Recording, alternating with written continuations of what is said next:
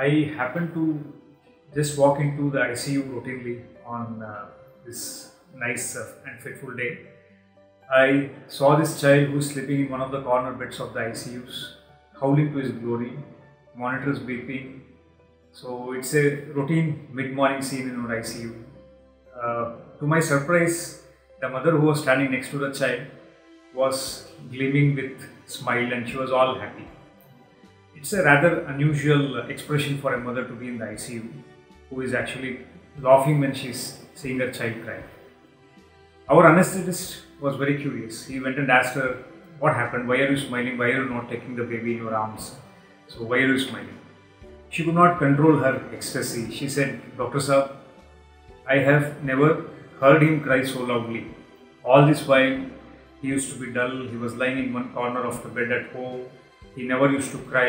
This is the first time that I am seeing him cry." So we were all very much charged emotionally that day. You know why? Because this very same child was pulseless couple of hours before in the cath lab. Our anesthetist was giving cardiopulmonary resuscitation, which means he was compressing the chest of the baby because it had just stopped breathing. So we were in the middle of a procedure which was called as balloon pulmonary valvotomy. Suddenly a thought came in my mind. When is the last time this mother has smiled when the baby was crying? Probably when he was born. All the mothers would smile when the baby cries at the time of birth, isn't it? So today was nothing short of his second birth.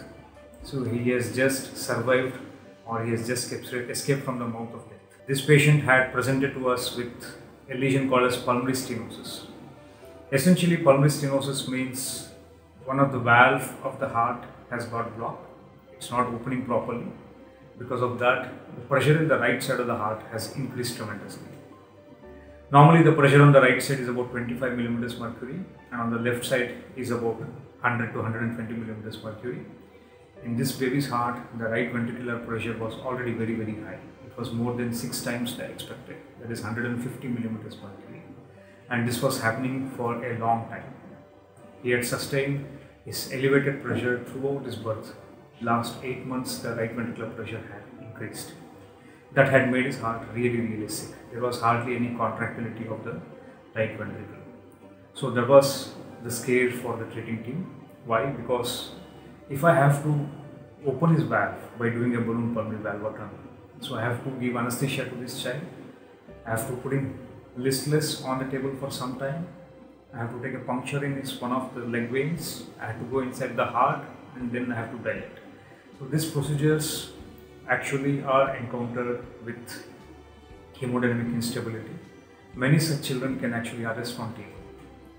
So it was very difficult for me to explain this to parents, especially their rural background. They had come all the way from Beed. I suppose the father is not very well educated. They are daily wage farm laborers. You all know how much they earn as a farm laborer. Even in good seasons, they just earn enough to provide enough food for the family. And I never did dare to ask him how the family survived the corona pandemic. So I just stuck to my medical history taking. I just took in history and I was just counseling. So family took a lot of time to decide. In fact, they did not take a spontaneous decision because of 2 issues. One, I am explaining on-table death to this family. That was very difficult for them to accept such a high mortality, and they absolutely had no money for this procedure. One of our very good CSR partners, Fermenta Biotech, agreed to sponsor this patient. So with all these preparations and a lot of prayers on both the sides, from the family side and also from the medical side, we entered the cath lab next day morning.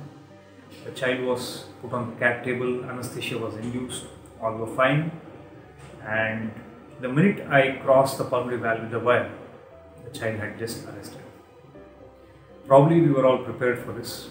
Our medical team and the anesthesia team were all ready to resuscitate this child on table.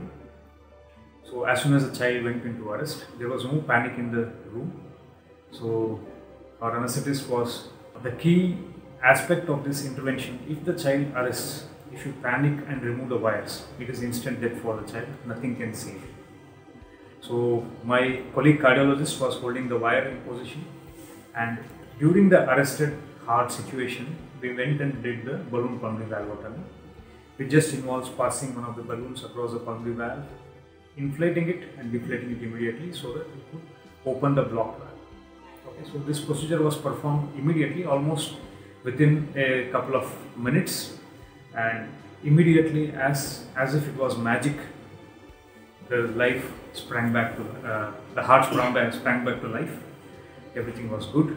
The heart started beating well, and child was back to normal. So this was the most difficult hurdle that we had crossed. After this, the child's recovery was very, very smooth.